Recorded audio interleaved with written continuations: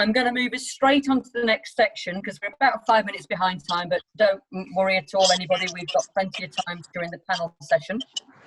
I want us to move on to the next session on the programme, which is around empowerment, and it's around drivers of female participation in sport and physical activity. And I really am delighted. I got in touch with the Youth Sport Trust with Ali Oliver, and I said, look, when we're talking about a conference about women and girls, it's not just for women to talk, it's also a younger group. And Fadumo Olow is an ambassador from the Youth Sport Trust, and she co-founder of I Think She's Offside and a social media editor of Women's Sport for the Telegraph. So Fadumo, with no further ado, apologies we're 5 minutes late, straight over to you. No worries. Thank you so much, guys. I joined into the last part of the session, which really looks really good. And I'm hopeful that I'm outside, so I'm hoping that the noise isn't like disturbing too much. I'm like doing as best as I can. But thank you guys so much for having me. I'm really excited to kind of see what you guys have been talking about and speak a little bit more about the importance of girls and women in sports and physical education. So just to give you a little bit of background, I guess, about myself. I'm now the social media editor at the Telegraph Women's Sports page, which is really exciting. So lots about promoting sports and well-being, not just from a professional level, but all the way down to grassroots. I'm also the co-founder of a podcast called I Think She's Offside, which is all about bringing underrepresented conversations to life for young girls and women, specifically from BME backgrounds. So that's equally exciting. And I've also presented on the likes of Copper90, the women's sports show on BBC, and as well as Give Me Sports Women, specifically focusing again on BME women in sports and as well as other areas of sport, which I find quite interesting. But I guess my involvement with the trust has been, I originally started with the Youth Sport Trust through one of their programs called the Young Ambassador Program. And how the Young Ambassador Program works is that it's actually aimed at actually is open to all pupils.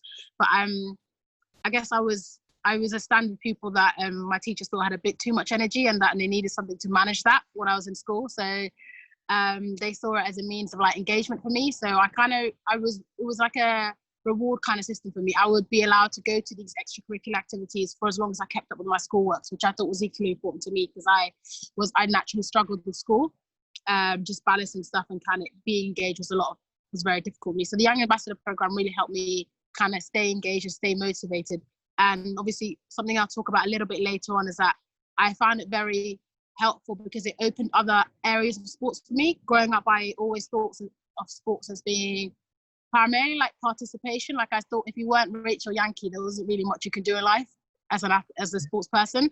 Obviously, the more I've grown up, the more I realized that wasn't necessarily the case. But the Young Ambassador Program really opened the door for me and made me realize that there are other avenues such as coaching and leadership, which was something that I wasn't necessarily aware of a lot younger. So going on from that, I failed a couple of things at school. Young Ambassador Program kept me in check, made sure that I stayed within school. And the mentors, I guess, that I had from the Young Ambassador Program, which were my school games organisers and my teachers, were really important in actually helping me find a path out of school that wasn't necessarily academic focused. I guess the biggest thing was that I learned, especially since then I've gone back into teaching, is that not every people will actually get the academic grades that will allow them to go to top universities or to become like an accountant or do business management or whatever it is that young kids want to do. But some people do need like an alternative way into the working world. And the Youth Sport Trust being on that scheme really helped me do that and kind of made me realize I can look into PE and sports in lots of different ways. So it was actually my school game organizer that actually found my space at university. So I went to University of Northampton, did sports science, and eventually went on to do, I guess, sports media, which I'm doing okay in, I think, some kind of way. But anyway, the reason kind of why I'm telling you this is, why does any of this matter? I guess on a personal level, it just gives me a chance to just talk about myself even more. But I think on a wider scheme is like I think the core thing that girls need more than anything is that girls need more confidence to coach. Girls need more confidence to lead or to take part in different things throughout that system. And they need people that have that confidence in them. So I was very fortunate that growing up in the Young Ambassador Program from the ages of 15 up until about shamefully 20 years old, I'd say, I had teachers and, sports leaders and, the like of Ali Oliver at the Youth Sport Trust that really believed in me and kind of made a way for me outside of the standard maths, English and science, which is what my teachers were very much pushing towards. I think it was being aware that I wasn't necessarily going to get Oxford and Cambridge grades, but equally I had a role to play within society and that I could do something beneficial, and you needed people to have that confidence. So I think more importantly is that girls generally want to be leaders. So the Youth Sport Trust did a Girls Active survey, and in that survey they found that 44% of girls actually have a desire to be leaders. Not necessarily going to coach the national team for England maybe, but just doing small acts of leadership within their school, whether that is coaching a year group below them, whether that is, I don't know, helping with the registers or doing something leadership based within class. Girls actually have a desire to want to do that. 34 of them would like to coach eventually, whether that be, again, in a very small capacity within their classroom, helping their peers, or helping younger year groups, or leading on to some kind of other coaching outside of that. And I guess more importantly is 100% of them want to be happy. They want to do something that is fulfilling. They want to do something they enjoy. And I kind of had the pleasure of seeing that at the Young Ambassador conferences that I've been going to, and also the Girls Active Camp that the Youth Sport Trust hold every single year. Obviously, unfortunately, due to the situation that we're in and that we're not able to do this face-to-face, so it shows that we haven't been able to do the conference this year. But the picture on there is actually of all the girls that attended that conference at St. George's Park. And I guess for me, the best way to describe that is that it's just basically 72 hours of like pure madness, but absolute joy, because there are like no rules. It's just, you're going to be a coach, you're going to be a leader, but whatever way you find that comfortable. And I guess that's what girls are saying. So those are the statistics and the numbers when girls say that want to do. But the reality is only 16% of girls currently have a leadership position role within or outside of their school. And that is as like an example of that is as like giving the responsibility of, you know, maybe taking their register to another classroom, or being assigned dinner monitor, or I don't know, maybe it's me showing my age, but whatever that kids do in school now. And also 8% of them currently have coaching roles within school, and 9% of them have admin roles, compared to boys, which is significantly higher. So there is obviously a massive disparity within that. So there is a want and a need, but not necessarily a means to get there. So it's kind of like within sports, how do you bridge that gap? And that's why I really think the importance of role models and making sure that, you know, yourselves as staff, as facilitators, or people who are within the education system helping girls realize that you actually have a really important role to play outside of, you know, coaching and leadership, but actually giving girls the confidence to feel like they can actually go on and do these things. Moving on from that, the Girls Active data also looked at some of the barriers that exist for young girls in sports. I guess in primary school, some of the most obvious barriers primary school children have said is that dislike for getting hot and sweaty, not feeling confident and not being good enough. And I think for me, the biggest shock for that was like, it was girls as young as 7 and 8 that were saying they weren't feeling confident. And I don't know about you guys, but at 7 and 8, confidence is like the least of my problems, or getting hot and sweaty was the least of my problems. So it's really sad that that's kind of the situation they're in, but it's kind of like, what can you do for girls to make them feel like they can get out of that situation? And again, some of those issues continue on into secondary school. Secondary school, some of the issues that girls have spoken about is a lack of confidence, dislikes of other people watching them, or when they're on their period, compared to boys who's secondary school, so they actually don't have any barriers to physical activity. And they actually tend to get more confident within secondary school, because I guess schools facilitate for them a lot more.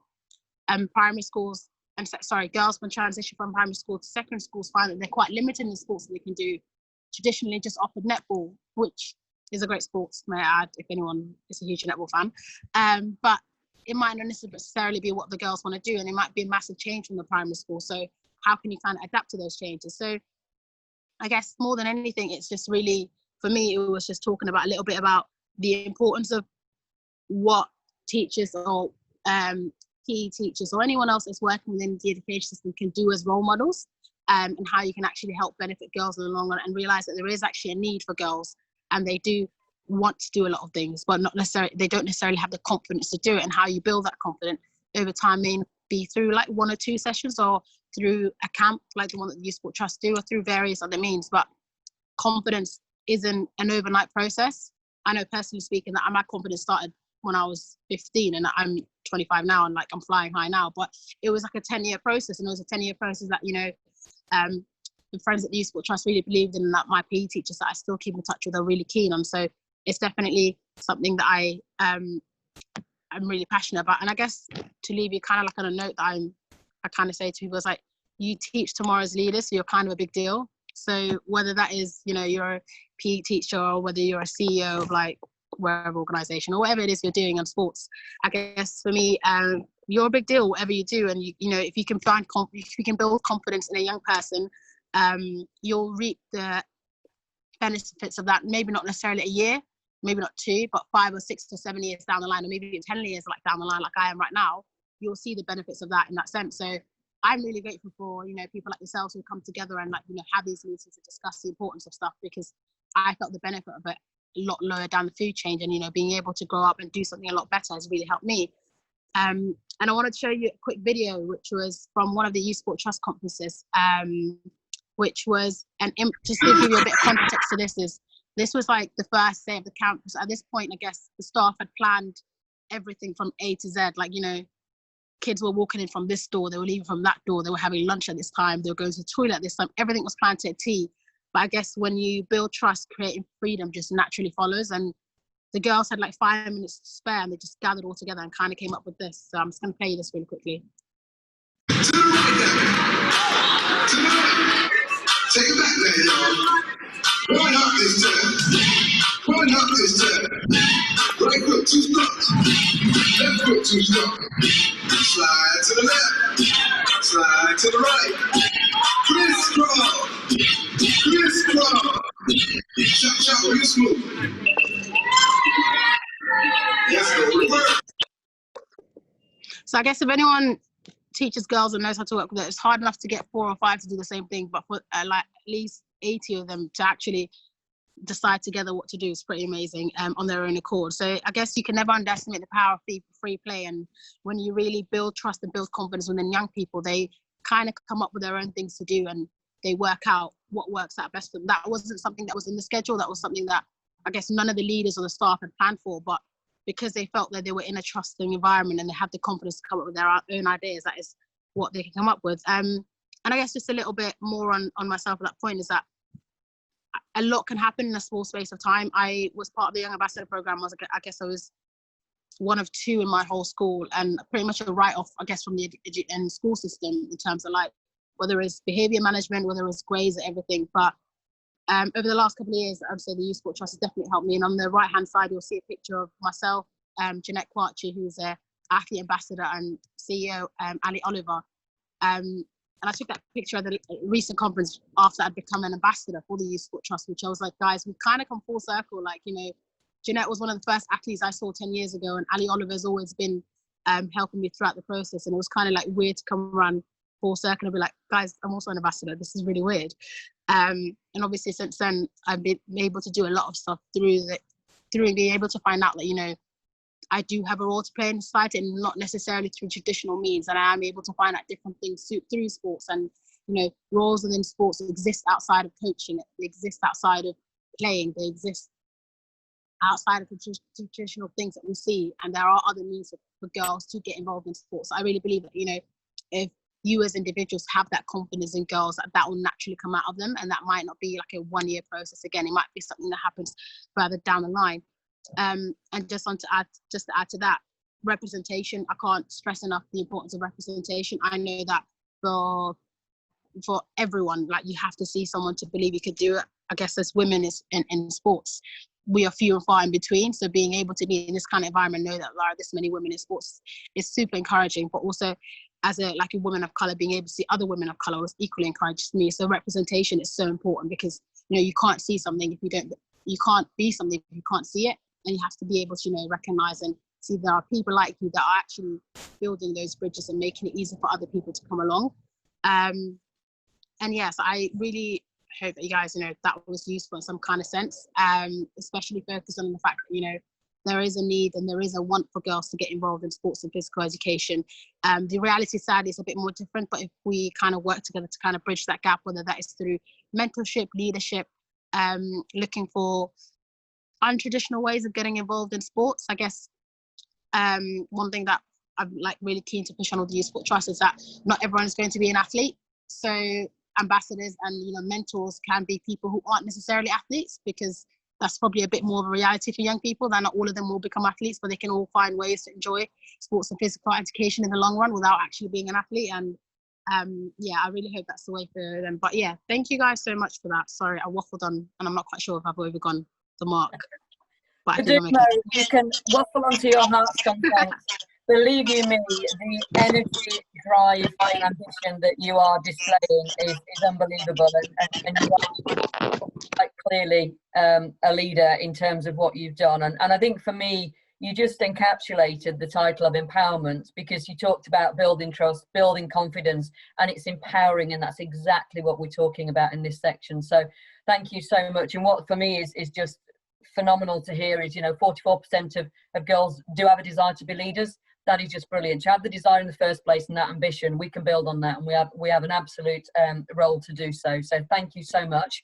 We're going to move on to the panel session. We've got about 10 minutes for the panel session, so all the speakers will come back to the panel. We've had a few questions come in. If I start to read the question, and I'll probably point to, I'll call you as a panel member, but feel free if you want to input anyway, because some of the questions are not specific to individuals. So feel free if you want to input. But the first one I just want to ask is going back to the beginning, really, with Amanda and Anna Marie around, how do we change human nature to avoid self-cloning? If you remember, she talked about, there's a room of people that are very much the same and you recruit the same. So any comments from any of you around how might we avoid that self-cloning?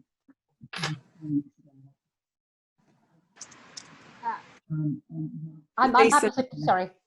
Go ahead, Amanda. Amanda, then Anna Marie. Okay, thank you. Seeing as I put the word up there, I feel obligated to respond. I think we come back to what do great leaders look like, and there are certain features of great leaders, including starting with self-awareness.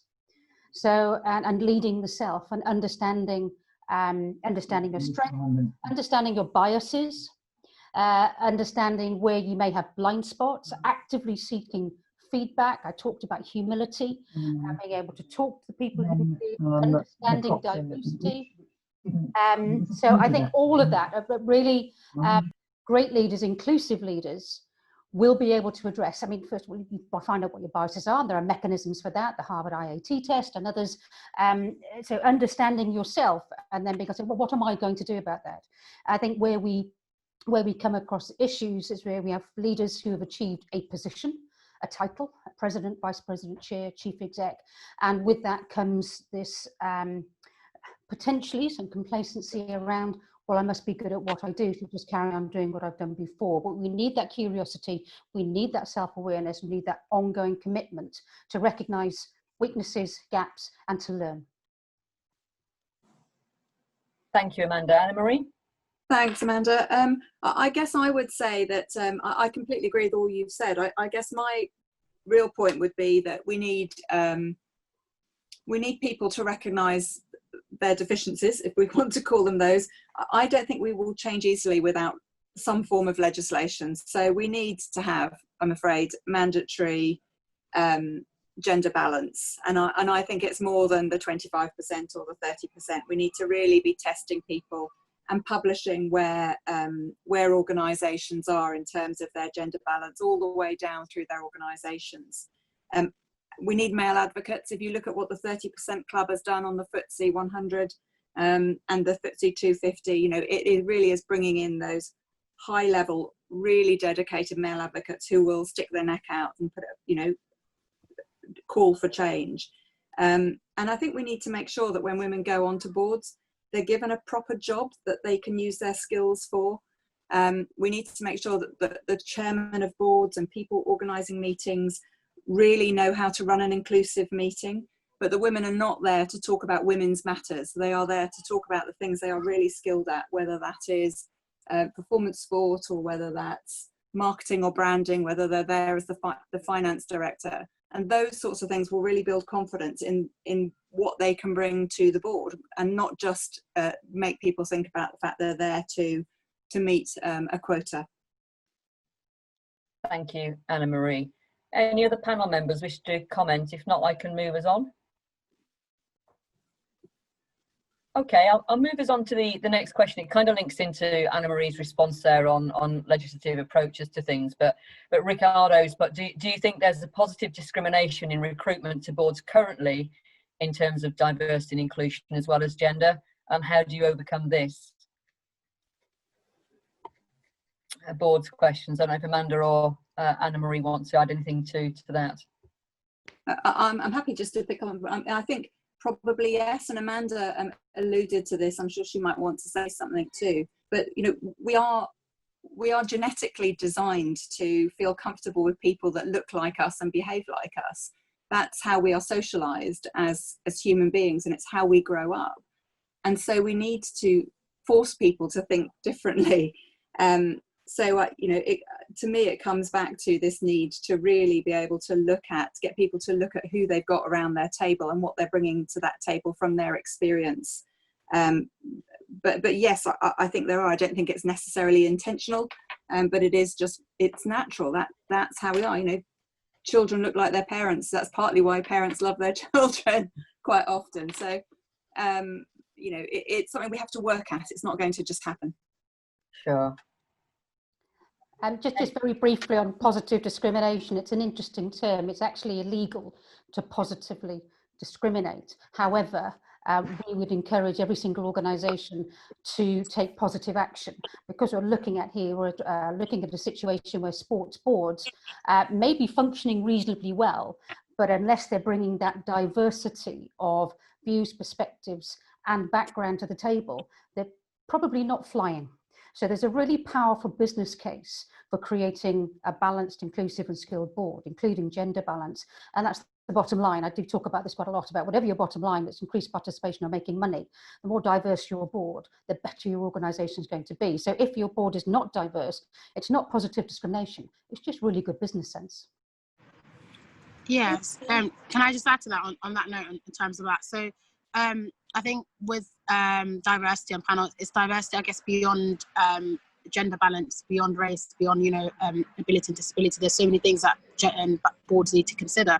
You know, I think there's a report quite recently that came out that's just 5 out of the 415 leading positions in sports boards, only 5 of them are Black women, which is really shocking considering the number of, you know, Black women are in sports, especially across a number of specific sports, and there are a number of governing bodies that are now working towards that. But it is a real issue when it comes to race, and like I said earlier on, representation is key. That I know that from a very young age, I saw representation through the mentors I was lucky enough to have at the Youth Sport Trust. But if I didn't necessarily have that, I guess I wouldn't maybe have gone the way I've gone into. And I know that now working within sports media, that there is a huge issue with representation, with, you know, the number of women in sports, with the number of people with disabilities in sport, and it's something that people need to actually have a massive think about. And overall, I think differences only add to growth, only adds to experience, only adds to expertise that you have in organisations. The best stories that people find are always from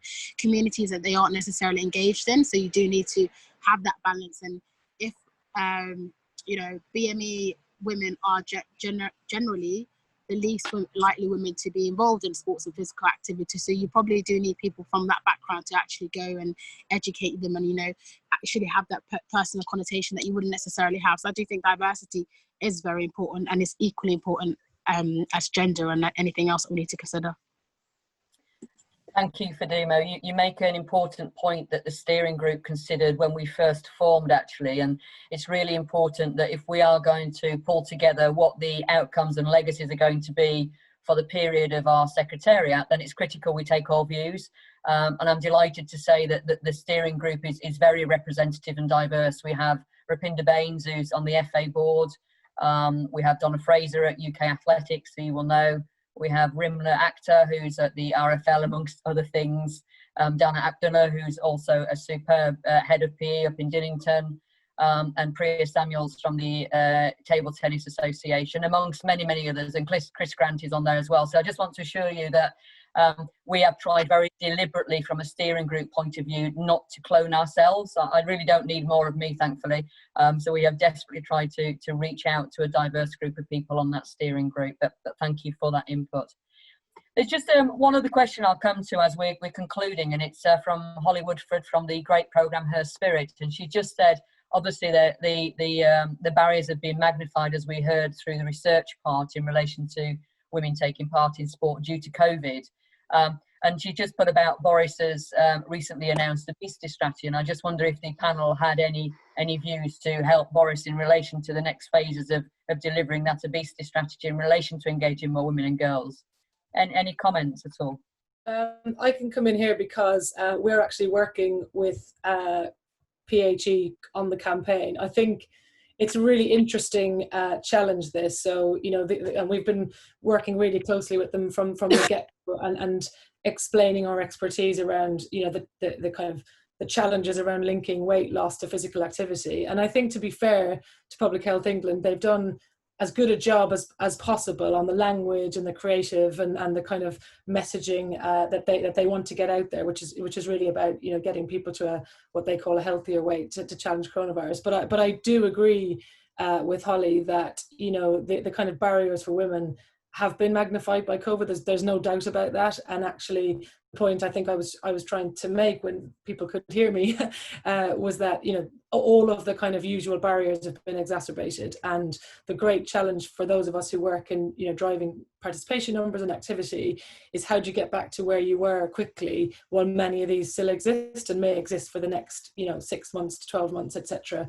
So yeah, I definitely agree on that point, and I think the obesity strategy is trying its best to try and navigate a really tricky connection there. Thanks, Ali. Any other panel members have a view on the direction we need to support the government on the obesity strategy at all? Yeah, Lisa, do I come up automatically? Yes. Lisa, it's Kate. So I think it's right. We need to be very careful, I think, how that message is relayed. So I think, to Alice's point, you know, the thought around the language and being really careful, it doesn't become so transactional that it's about sport and activity only being about losing weight, and that's actually, you know, it's a pass or fail, and we've seen that not work before. But I think what we have seen during lockdown is that women, and some women who have not been active before, have actually enjoyed being active and have appreciated all the benefits that they get from being active. So I think that is something to build on, and I think there's probably some different ways in which we can talk about obesity, but also build in some of that joy that people have experienced, some of that impact on their mental health and well-being, to bring in the positives as well. Because if it becomes about just about one thing, I think that can sometimes damage confidence. Thank you, Kate. Thank you. Just one final question from Kath Luke, and in summary, she's saying, you know, we've done really well in terms of trying to get more women into leadership and board positions, particularly in the governing bodies, following the governance code and the huge amount of support through Women in Sport and the Torch Trophy work. But she's saying, you know, some of the challenges are still at a grassroots level. So if people are not getting onto positions at grassroots, what's tending to happen, we're having a lot of independents coming into the sector who are women, which is superb in terms of their expertise. But what about women coming through the system? So a lot of our members, our 300 plus members, will be in that scenario. I just wonder if there's any views in terms of how we might embrace and engage and provide more confidence for people coming through at grassroots level to get into the top positions in the sector. I'm happy to chip in on this one. I think this harks back to what I was saying about the routes to leadership, whether it's a pathway, whether it's a pipeline, but what is the route? If you started with your board and worked back from there, how do people achieve those board positions? If it is through a process from the ground up, clubs, regions, and so on and so forth, how does that in any way ensure that you are securing the competencies, expertise that you need?